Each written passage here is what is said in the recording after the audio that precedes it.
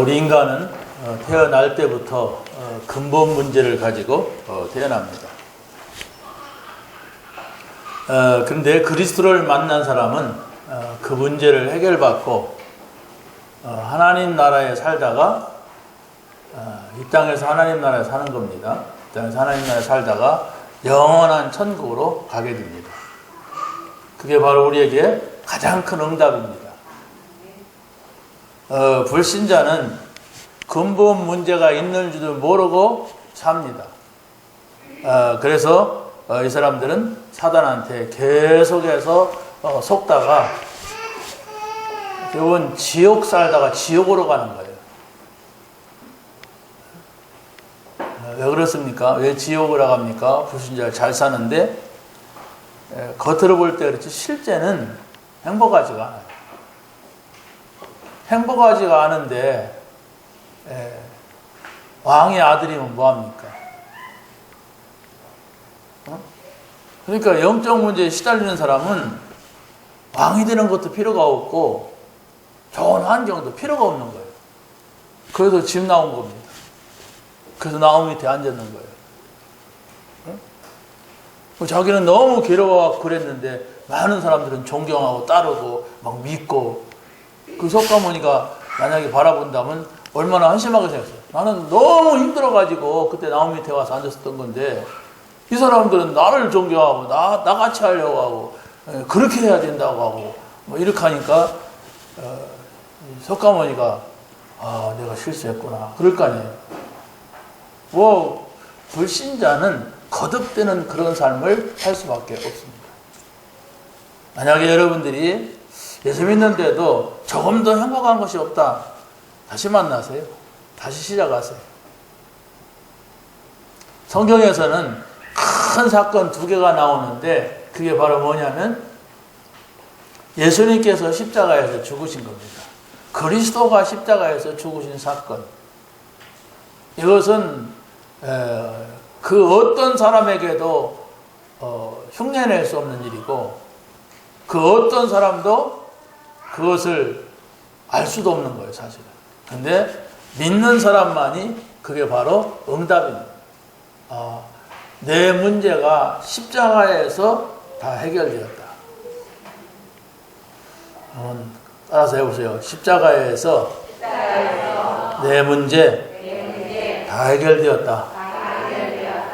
여러분이 계속 그렇게 말하면 돼요. 가다가도 십자가에서 내 문제 다 해결되었다. 어떤 문제 앞에 십자가에서 그러면 염려가 여러분이 없어진단 말이에요. 그러고 예수님이 부활하셨어요.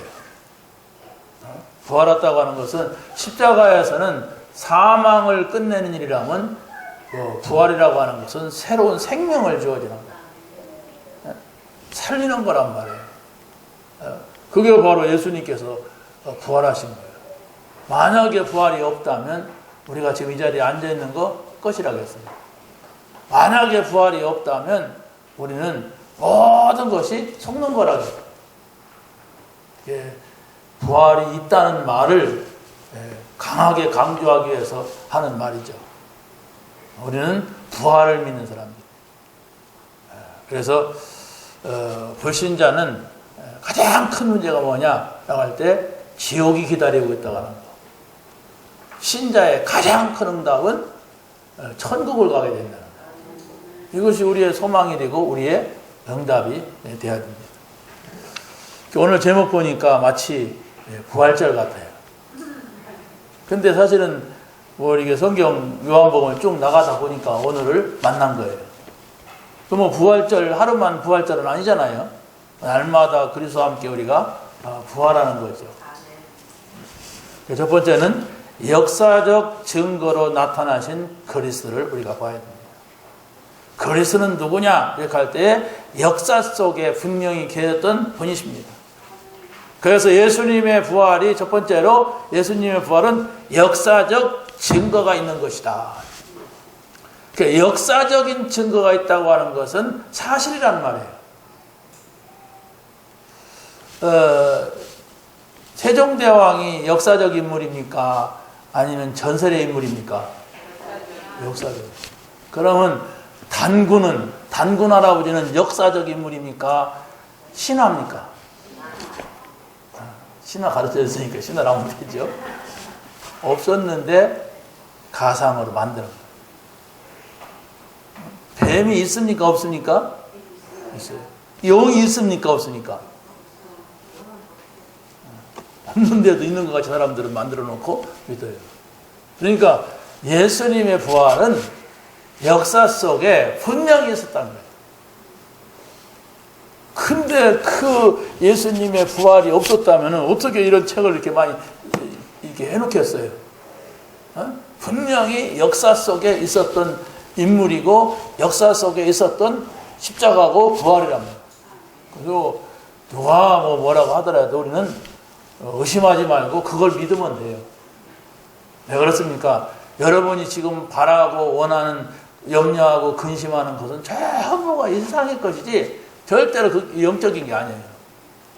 여러분 가만히 생각해보세요. 뭐 때문에 지금 고민하는 거 있다면 그 고민이 왜 있습니까? 이 땅의 것이란 말이에요. 이 땅의 것은 다 사라집니다. 그래서 예수님이 오늘 밤 하나님이 너를 부른다면 아무 필요가 없는 거예요. 그런데 사람들은 바로 하나님 나라에 소망이 없으니까 이 땅의 것이라도 열심히 잡아보려고 노력하는데 그게 잡히고 거기에 행복이 없는데 자꾸 찾으니까 내가 이 교회 안에다가 복권을 10개를 감춰놨어요. 그 1등부터 10등까지요. 이렇게 말하면 믿을 사람은 아무도 없어요. 왜? 그런 적이 없고 그러지도 않거든.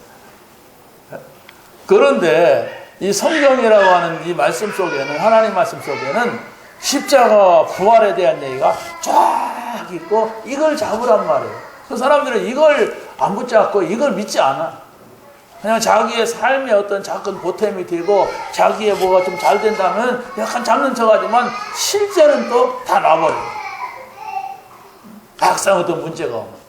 그래서 여기에 지금 우리가 중요한 것을 찾아야 됩니다. 예수님이 십자가에서 죽게 되는 것은 예수님이 그리스도다, 예수님이 메시아다, 예수님이 인생의 문제 해결자다 라고 하니까 사람들이 그 예수님에게 쫙 가는 거예요. 그러니까 우리 편이 그쪽 가고 내 것이 저쪽으로 간다고 하는 이런 육신적인 생각 속에서 유대인들은 예수님을 핍박한 겁니다. 다시 말하면 유대인들은 메시아를 기다리던 사람이었어요.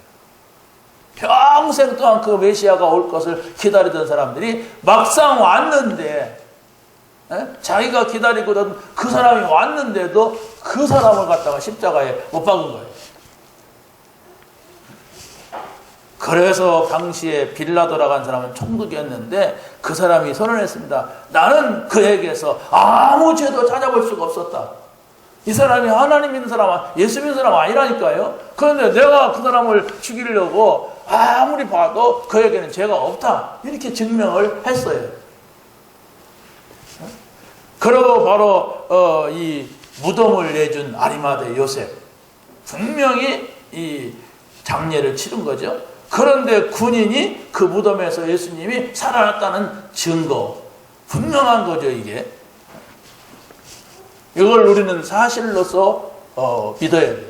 사실로서. 분명히 십자가에서 죽었을 때는 죽었다. 그래서 장사 지냈다. 그런데 살아났다. 그 증인이 예수 믿는 사람들끼리 말하는 게 아니라 그 시체를 훔쳐갈까 봐 지키던 그 군인이 말한 거예요.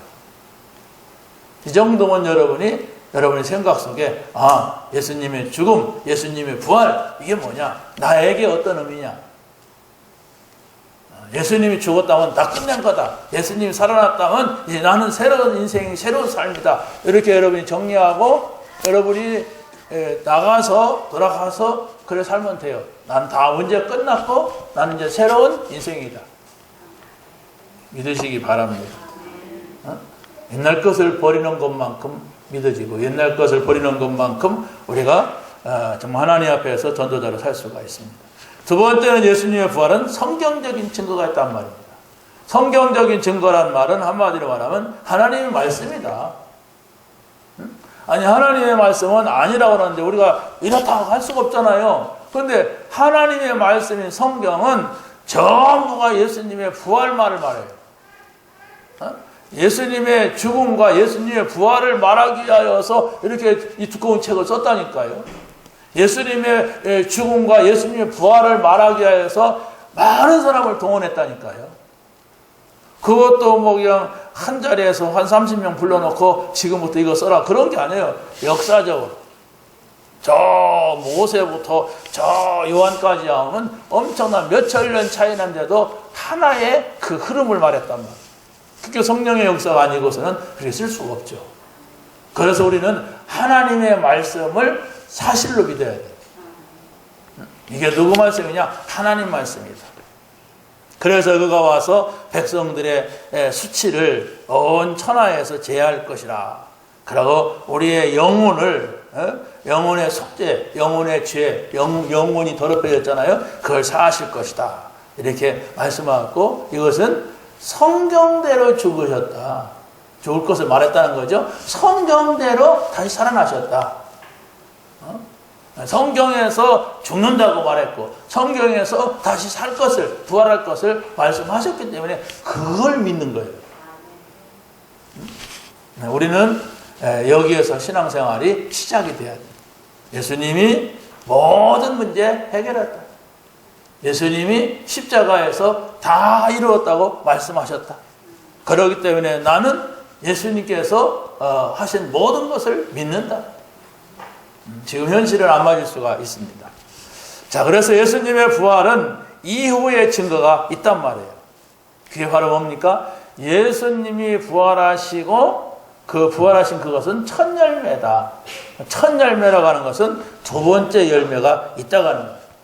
그 두 번째 열매는 바로 뭐냐? 우리가 다 잠자는 것이 아니라 예수님께서 순식간에 나팔을 불며 나타날 것이다. 이제 그때는 많은 사람들이 잠자는 자들이 일어날 것이다. 살아있는 사람들이 변화될 것이다. 이렇게 말씀을 하고 있습니다. 이게 바로 우리의 소망이에요. 여러분의 현실감은 떨어질 수가 있어요. 뭡니까?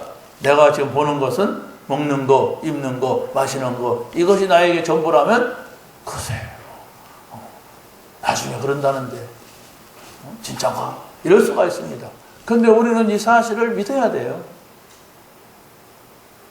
믿으십니까? 이걸 믿어야 된다니까. 우리가 믿어야 할 것은 오늘 하나님께 기도하면 하나님께서 이렇게 해주겠지 뭐 그럴 수가 있겠죠. 그러나 그게 온전한 믿음은 아닙니다. 내가 하나님 앞에 기도하면 이 사람이 예수를 믿겠지 맞습니다. 그러나 그것이 온전한 믿음은 아니에요. 바로 예수 그리스도의 십자가와 부활 이걸 믿느냐. 그래서 바로 우리가 마지막 날 바로 그날 그때가 있기 때문에 흔들리지 말고 항상 주의 일에 힘쓰는 자들이 되라. 너희의 수고가 결코 헛되지 않을 것이다. 이렇게 바울 사도는 위로를 하고 있어요. 너희들 수고하는 거 그냥 무슨 뭐 봉사하는 게 아니다. 사회봉사 활동하는 게 아니다. 반드시 누가 뭐라더라도 누가 하든 말든 주의 일을 해라. 주의 일이 뭡니까? 여러분이 교회 와서 기도하는 것도 주의 일이에요. 여러분이 예배하는 것도 주의 일이라니까요. 정말로 이 말씀을 가지고 다른 사람한테 전하는 이게 주의 일이에요. 자, 예수의 이름으로 우리가 기도할 때에 예수의 이름, 십자가에 죽으시고 부활하신 이 예수의 이름, 이 이름으로 우리가 기도할 때 어떤 일이 일어나느냐? 반드시 눈에 보이지 않지만 성령의 역사가 있다고 했어요. 여러분이 기도할 때는 예수의 이름을 믿고 기도하시는 거예요. 분명히 여러분이 예수님의 이름으로 기도할 때는 천사가 움직인다고 했어요. 성경에 본 기도하는 사람들 모든 곳에 천사가 가서 작업을 했어요. 그 천사가 눈에 보이지 않았어요. 어떤 때는 뭐 살짝 보이기도 했어요. 사자굴 뭐 불 속에 3명을 집어넣는데 4명이 왔다 갔다 했다고 했으니까 그게 뭐 천사인지 뭔지는 모르지만 분명히 하나님께서는 기도 응답할 때는 천사를 보냈어요. 사자굴 속에 천사를 보냈다 이렇게 말합니다. 히스기야가 기도할 때에 천사가 가서 다 그 조건을 성경을 만들었다. 그랬으니까 천사가 날개를 몇 개 들고 갔느냐 그 얘기는 없어요. 천사가 갔다고만 하고 천사가 다 이렇게 막았다. 천사가 죽였다. 이렇게는 말하는데 그 상황이 어떤 상황인지를 몰라요. 왜 그럴까요? 안 보이는 존재니까 그래요. 안 보이는 존재. 자, 그래서 우리가 두 번째 보면 하나님을 만나고 그 능력을 우리가 체험을 해야 돼요. 하나님을 만난다고 하는 것은 바로 무엇이고 그 능력은 바로 뭐냐? 그리스도를 만나는 거죠. 그리스도를 만나는 것이 하나님을 만나는 길이고 또 능력 체험이라고 하는 것은 바로 성령 체험을 말합니다. 성령의 역사 눈에 안 보이는데 이걸 체험을 해야 돼. 그리고 또 이 능력 체험이라고 하는 것은 생명 체험이에요.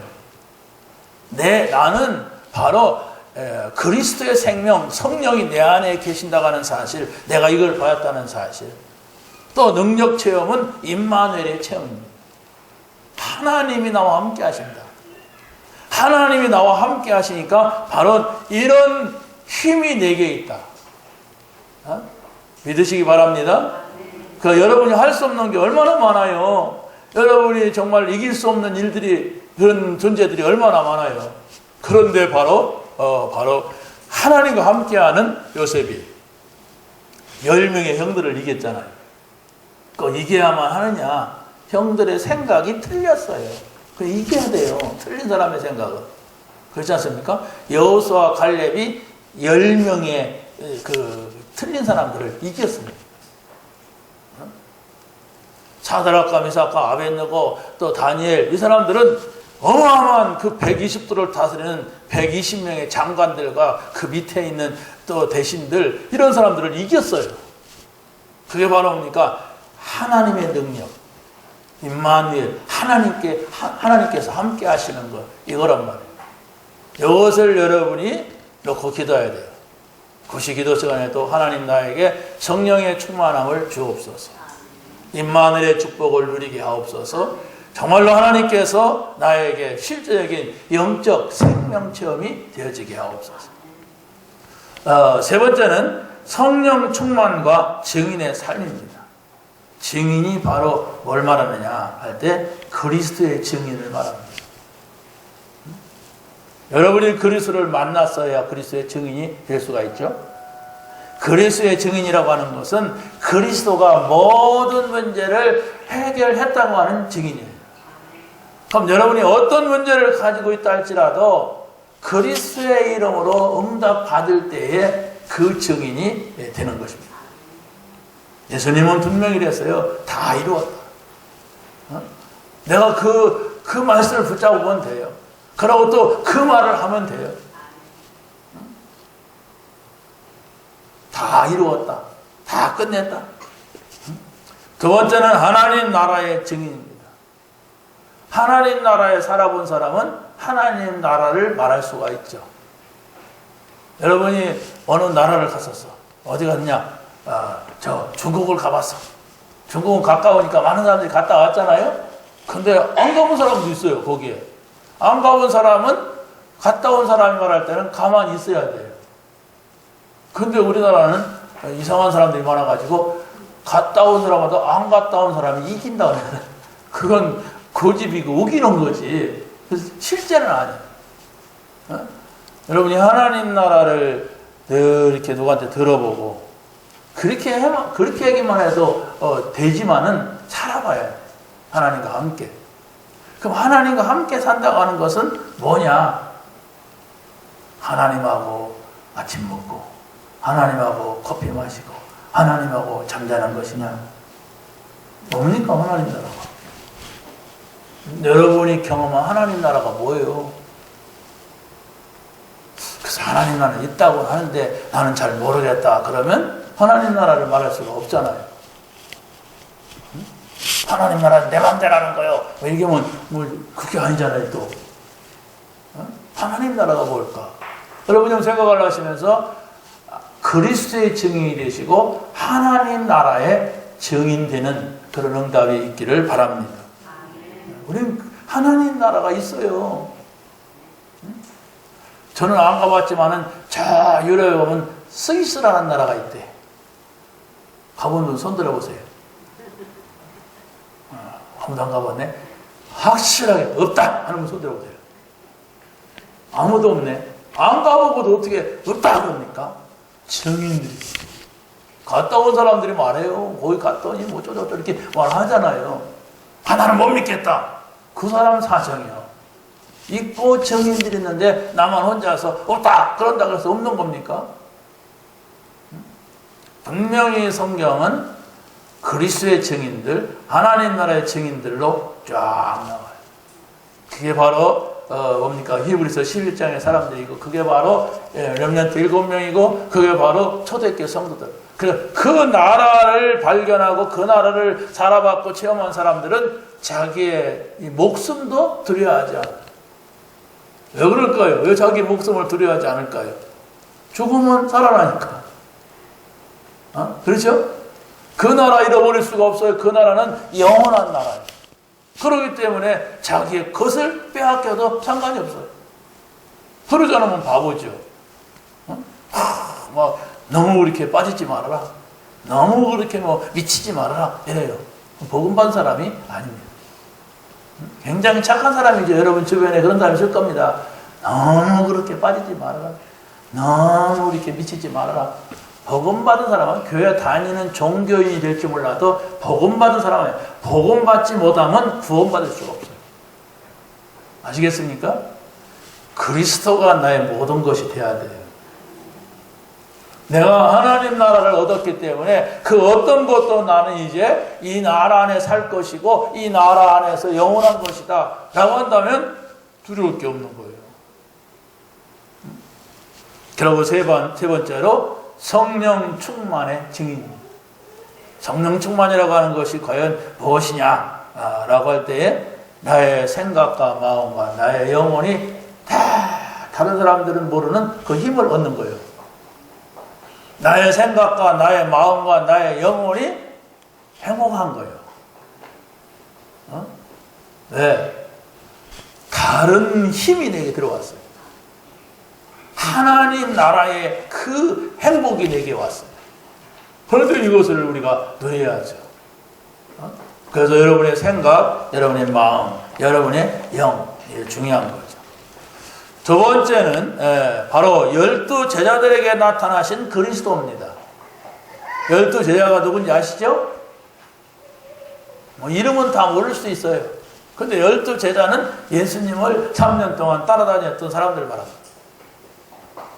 자, 그런데 예수님께서 부활 후에 딱 나타나셨어요. 나타나셔가지고 딱 하시는 말씀이 첫 번째로 성령을 받으라 그랬어요. 아니, 예수님이 부활하였으면 된 거지 성령 받으라고 하는 것은 또 이게 바로 무엇이냐 라고 할 때에 바로 그리스도는 영으로 존재한단 말입니다. 눈에 보이지 않게 성령으로 지금 우리와 함께 계신다는 거예요. 그래서 바로 우리가 눈에 보이지 않는 것인데 보는 것 같이 찾아내야 돼. 그게 응답입니다. 그래서 여러분이 성경에서 성령에 대한 말씀들을 나타나면 그걸 자세히 볼 필요가 있어요. 왜 그렇습니까? 우리 속에는요, 뭘 생각하느냐, 뭘 보느냐가 굉장히 중요해요. 여러분이 뭔 생각을 걸달하게 한다면 그게 바른 것이 아니라면 문제옵니다. 틀린 것이라면 틀린 결과가 와요. 그래서 우리가 하나님의 말씀을 듣는다고 하는 것은 이 의식, 우리 의식 있잖아요. 여러분이 의식이 있잖아요. 저를 안 쳐다보고 다 엉뚱한 쳐다보는 의식이 있단 말이죠. 그런데 이 의식이 있는 반면에 또 무의식이 있어요. 나도 모르게 이렇게 의식이 파리가 와서 이걸 이렇게 해가지고 몰아내야지 이렇게 안 해도 그냥 이렇게 해버려. 더 무서운 잠재의식이 있어요. 깊은 곳에 누구도 빼나갈 수 없는 잠재된 그런 것들이 있어요. 이게 불신자 때 하나님 모를 때 생겨진 것들이 있단 말이에요. 그래서 아까도 말씀드렸지만은 이 복음을 듣는데 그거 믿어진다고 하는 건 진짜 하나님의 은혜예요. 평생 동안 예수를 믿는 사람들이 예수 믿기 어려워요. 왜? 복음 아닌데도 그냥 다녔어. 무심코 가서 막 이런 생각, 저런 생각 하기도 하고. 저 프로 몇 개 앉았을까? 3개, 6개. 이렇게 앉았다 간단 말이에요. 어? 그러면은 그 속에 복음 들어갈 게 없어요. 괜히 쓸데없는 거 막 등이 들어가고, 사람 인상이 들어가고, 누가 욕하는 사람 욕하는 거 들어가고, 이래가지고, 그게 평생 동안. 아니, 그게 밖에서 들어가서도 문제거든요. 근데 교회 안에서 들어가니까, 그게 하나님 믿는 것으로 착각을 해야 돼, 의식이. 내가 교회 갔다 왔는데, 잠깐 내가 뭐 예배 드리고 왔는데, 내가 뭐 하고 왔나? 이러면서 그걸로 끝이란 말이에요. 그래서 우리가 여러분이 진짜 복음이 모든 것이구나, 복음 안에 다 있구나, 복음은 이런 것이구나, 내가 하나님 나라 안에 살면 정말 행복하구나, 이런 것이 여러분에게 느껴져야 돼요. 이거 느껴지지 못한다면 내가 아무리 뭐 직분 아니라 막 목사가 돼도 진짜로 하나님의 일을 못합니다. 이건 안 보이는 일을 하는 거지 우리가. 그러면 우리 마음속에 뭐라 할까요? 이 중심 담기는 게 있잖아요. 내가 이걸 해야 되겠다 말아야 되겠다. 가만 돈도 안 되는 거 이렇게 대충할 수도 있고 그러잖아요. 뭐 한다 나한테 이익도 안 돼. 이렇게 된다면 곤란하잖아요. 아무 것이 안 생겨도 우리가 정말로 중심을 담아야 되고 내 마음을 담아야 되는 게 하나님의 일인데 그렇게 하고 싶지 않아. 눈치껏만 하면 돼. 그럼 뭐 이렇게 이게 병든 거예요. 이렇게 병들었는데 몰라. 그래서 여러분이 날마다 그리스도, 날마다 하나님 나라, 날마다 성령 충만 이거 안 누리면요 우리 속에 이미 들어왔는 것들이 확 일어나서 나를 막 요동을 시키는 거예요. 여러분이 추석 때니까 어떻던가요? 편안하고 즐겁던가요? 나는 맨날 추석이었으면 좋겠다. 그런 분 있으면 손 들어봐요. 아마 그런 분 있다면 아마 좀 뭔가 좀 병원 가서 치료받으려 겁니다. 그러잖아요. 그렇지가 않아요. 정말 영적으로서는 손해날 겁니다. 영적으로서는 이거 유지하기 어려워요. 그러니까 앞으로 아침에 일찍 어디 간다, 누구 온다, 그러니까 막 그 사이에 미리 해놓자. 그래갖고 막 사문을 해놓지, 그냥 내 페이스가 아니야. 그러잖아요. 내 시간은 따로 있어. 내가 움직이는. 그런데 이 또 막 노는 시간, 막 오는 시간, 가는 이런 데 맞추려다 보니까 이게 참 어렵더라. 그래서 막 신경 쓰고 그래갖고 되더라고요. 그러니까 또 이게 깊이 또 누릴 수가 없어. 왜? 놀아야 돼. 또 먹어야 돼. 가야 돼. 와야 돼. 막 이러더라고. 저 복잡해요. 응? 복잡해요. 자, 오늘 우리는 말씀 속에서 답을 얻어야 되겠습니다. 나의 생각, 나의 마음, 나의 영혼의 성령 충만. 이게 뭘까? 내가 어떻게 내 마음 속에, 내 생각 속에, 내 영혼 속에 성령이 지배하는 이것이 될까? 여러분이 계속 성령이 내 안에 계시다. 성령이 나를 인도해 가신다. 성령께서 역사하셔야 된다. 이 생각을 계속 가질 수 있다면 그게 바로 성령 충만이야. 왜? 절대로 스님은 그 생각을 돈을 줘도 못하거든. 그렇잖아요? 돈을 줘도 못해요. 스님은 무슨 의미로다가 맨날 성령, 내주, 인도, 역사 이 생각을 합니까? 그렇다면 여러분이 진짜 복음 받고 하나님의 사람이라면 날마다 나는 성령이 내 안에 계시고 성령이 인도하셔야 되는데 나를 그렇지 않으면 나는 아무것도 할 수가 없다. 성령의 역사가 있어야 성령 충만해야 된다. 이 생각을 하시고 말씀 찾아보고 그 말씀을 붙잡고 묵상하시고 또 기도하시고 여기에 바로 우리가 해야 될 거예요. 이건 우리가 해야 돼요. 그러면 어느 날 그래 성령이 아시는데 성령이 인도하시는데 인도받자 이렇게 돼요. 성령의 인도 받으시기 바랍니다. 성령의 인도 받아야 돼요. 그래야만이 내 생각대로 이건 한다 안 한다 이런 것이 없어요. 우리는 쉽게 에이 안 해요. 그건 하자고 이러잖아요. 쉽게 그래요. 사람들이 하나님의 일을 하는 사람들이 쉽게 안 한다 내 생각에는 막 건망내 막 나온단 말이에요. 왜 그렇습니까? 이것이 안 내려진다. 두 번째는 성령의 역사로만 이루어지는 길이 있음을 말씀하고 있습니다. 그게 바로 뭐냐면 제 사람을 말씀드리면 요셉 교회에서 부흥하다 간 게 아니에요. 감옥에 있다가 갔는데 신자가 아니에요. 불신자 바로 왕이 딱 보더니 뭐라 그랬습니까? 하나님의 영에 감동된 사람이다. 이런 사람을 우리가 어디서 얻겠느냐? 이런 사람을 우리가 정말로 총리 자리에 앉혀놓고 우리 함께 일하자 이랬던 거예요. 무슨 얘기입니까? 성령 충만 중요하다는 얘기예요. 감옥은 성령 충만할 자리가 아니잖아요. 여러분이 굿이 기도한다 성령 충만하기 쉽습니다. 혼자 사문을 한다 성령 충만하기가 쉬워요. 근데 성령 충만을 여러분이 의식하지 못하고 기도한다든가 성령 충만을 의식하지 못하고서 사모를 한다. 그러면 성령 충만이 안 되죠. 다른 걸 목적하거든.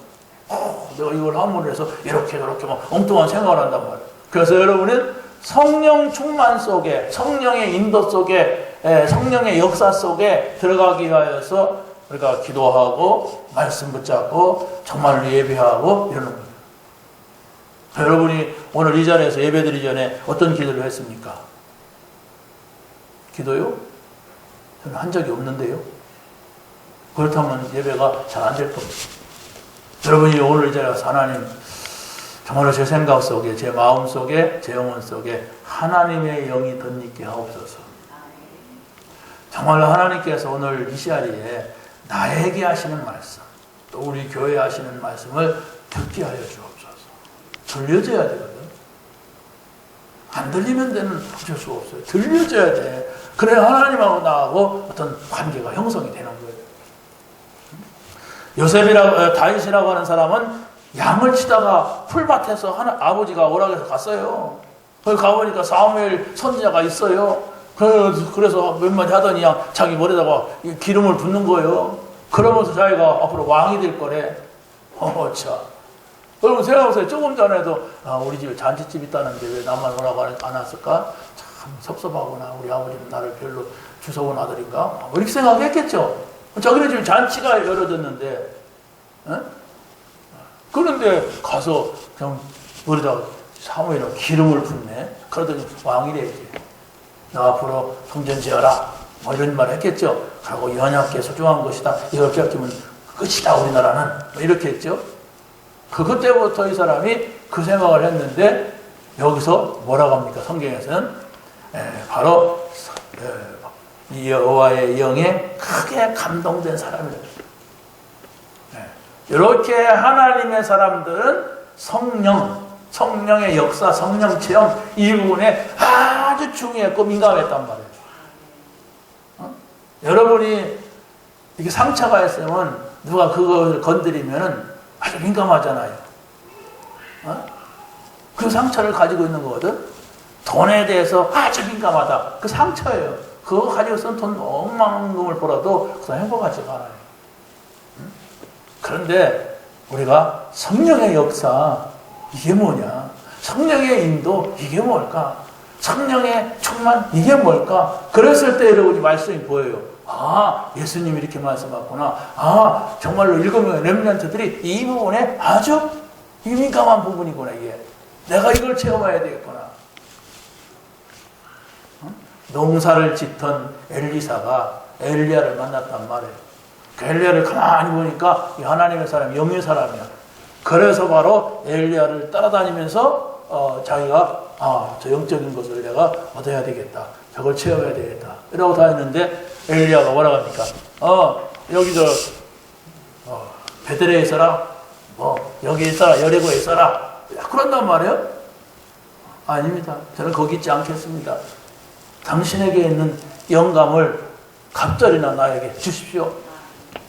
그 말했다고 하는 게 중요한 거 아니에요. 이 사람의 관심이에요. 이 사람의 모든 것이 나는 영으로 돼야 됩니다. 나는 농사하던 사람이기 때문에 그 어떤 것으로서 안 됩니다.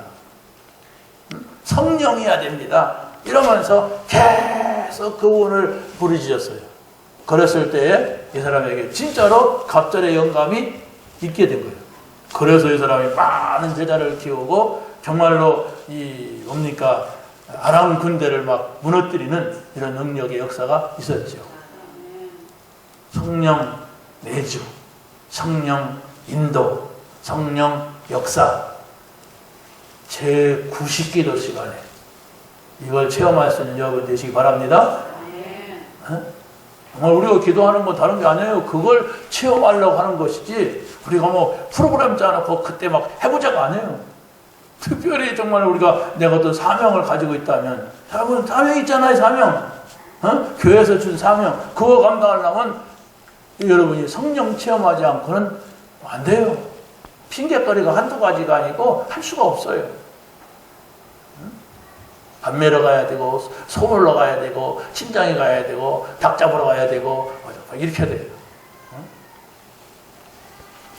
자, 마지막입니다.